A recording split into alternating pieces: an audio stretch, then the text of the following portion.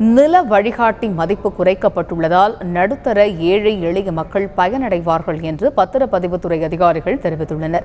இதனால் real estate துறை வளர்ச்சியடையும் எனவும் அவர்கள் கூறியுள்ளனர். 100% வழிகாட்டி மதிப்பு என்பது 67% குறைக்கப்பட்டுள்ளது. இதனால் ஏழை மற்றும் நடுத்தர மக்கள் மிகவும் பயன்பெறுவார்கள். அவர்கள் முத்திரை கட்டணம் செலுத்துவது மிக குறைந்த மதிப்புக்கு ஒரு நிலை எழும். இதனால் ஒரு தேக்கமடைந்த ரியல் எஸ்டேட் தொழிலானது கொஞ்சம் சூடு பிடித்து விறுவிறுப்படையும் என்று எதிர்பார்க்கப்படுகிறது. இது தொடர்பாக அரசாணையும் எங்களது பதிவுத்துறை தலைவர் அவர்களால் சுற்றறிக்கையும் நேற்றே அனைத்து அலுவலகங்களுக்கும் அனுப்பப்பட்டுள்ளது. இன்று முதல் இந்த சீரமைக்கப்பட்ட வழிகாட்டி மதிப்பு நடைமுறைக்கு வருகிறது. அதன்படி அனைத்து சொத்திற்கும் 33% வழிகாட்டி மதிப்பு குறைக்கப்பட்டுள்ளது. வீடு மனைகளுக்கான வழிகாட்டு மதிப்பு குறைக்கப்பட்டதால் யாருக்கும் எந்த பயனும் இல்லை என்று கட்டுமானத்துறையினர் தெரிவித்துள்ளனர். இந்தியாவிலேயே தமிழகத்தில்தான் பத்திரப்பதிவுக்கு அதிக கட்டணம் வசூலிக்கப்படுவதாகவும் அவர்கள் கூறியுள்ளனர். ஏனென்றால் நம்முடைய நீண்ட நாள் கோரிக்கை தேவையில்லாமல் வழிகாட்டு மதிப்பீடுகள் உயர்த்தப்பட்டுள்ளது என்பதுதான் குறைக்க கேட்டோம். ஆனால் தற்போது அரசாங்கம் எங்களுக்கு 900 கோடி வரி இழப்பு ஏற்படுகின்றது, அதற்கு என்ன செய்வது என்று கூறிக்கொண்டு 1% இருந்த ரிஜிஸ்ட்ரேஷன் கட்டணத்தை 4% உயர்த்தியது மிகவும் கண்டிக்கத்தக்கது.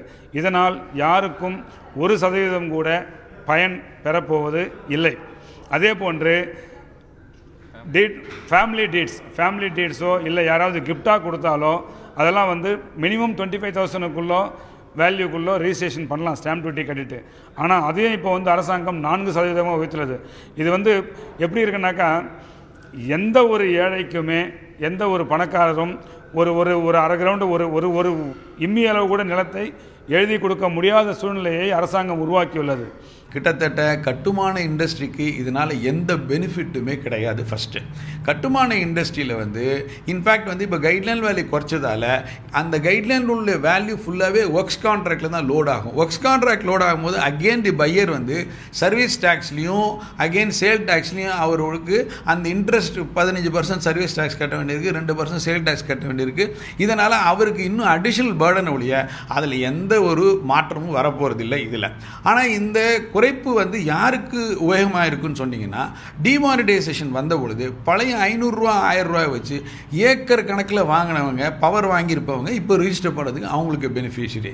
இந்த 7+4% பதிவு கட்டணம், தானம், செட்டில்மெண்ட் டீட் எல்லா ரிஜிஸ்ட்ரேஷனுக்கும் பொருந்துன்னு சொல்லியிருக்கிறதால இனி எதிர்காலத்தில் இது ஒரு பெரிய யாருக்கும் ஒரு அட்வான்டேஜ் கிடையாது. ரெண்டாவது, இந்தியாவிலேயே தமிழகத்தில் மட்டும்தான் இந்த மாதிரி ஒரு அதிகமான பதிவு கட்டணமும் ஸ்டாம்ப் டியூட்டி நம்ம கட்ட வேண்டியிருக்கு.